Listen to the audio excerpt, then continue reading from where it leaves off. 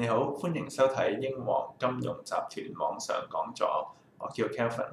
美國聯儲琴晚發表7月份嘅會議記錄顯示，目前決策員對於係咪加息嘅仲存在意見嘅分歧。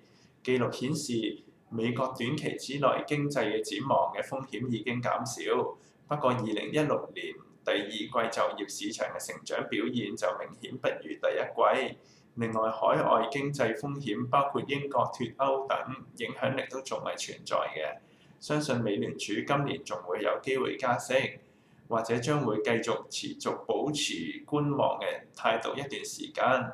不過有幾位嘅委員都唔贊成短期內加息，主要係怕會影響未來嘅就業增長。而大部分嘅委員都同意加息之前需要睇到更多嘅數據先至可以做決定，反映局內嘅成員對嘅睇法大部分都存在分歧。唯一嘅共識就係要觀察更多嘅數據嚟衡量勞工市場表現同經濟活動嘅情況。關於通脹嘅問題，大部分嘅委員都預計低通脹風險。由於就業持續增加，希望加息前能夠睇到通脹能夠升上2% 嘅目標。而絕大多數嘅委員預計今年下半年美國經濟嘅增長將會加速。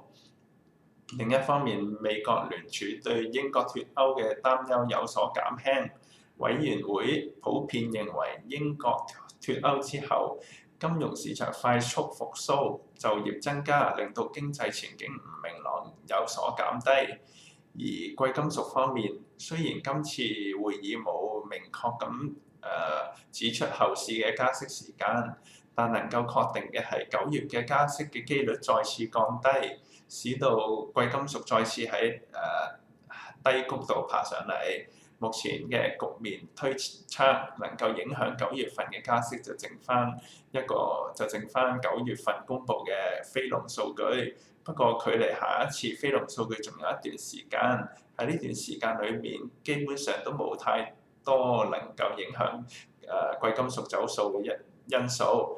喺低加息預期嘅影響之下，相信貴金屬仲會有機會打開一波較長嘅上漲嘅走勢。喺長遠嚟睇，金價應該會喺每盎司1325至1380美元之間徘徊，1400美元係黃金明顯嘅阻力。